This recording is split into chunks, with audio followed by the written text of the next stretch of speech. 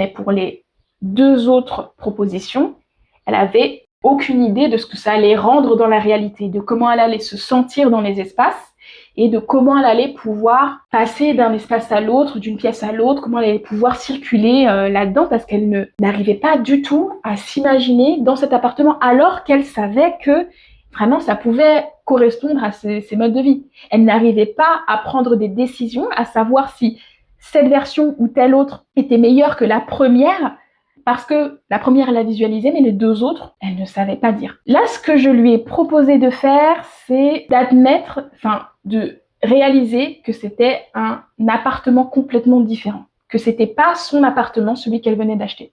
Je lui ai dit, voilà, tu sais que côté ouest, ou côté est, je ne sais plus, que d'un côté de l'appartement, tu as l'hyper belle terrasse que tu as adorée quand t'es venu visiter pour la première fois ton appartement. De l'autre côté, tu as également le magnifique jardin, parce que c'est ça l'atout de leur appartement, il est complètement traversant, il y a une grande terrasse d'un côté et un jardin de l'autre, c'est vraiment super.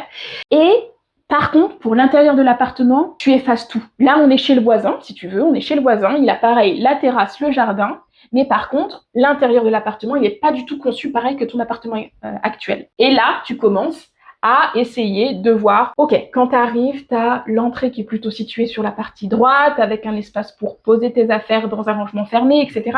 Voilà, faire ce parcours-là, mais sans imaginer le plan actuel, l'appartement actuel que tu as acheté. Et là, en fait, ça s'est débloqué de son côté.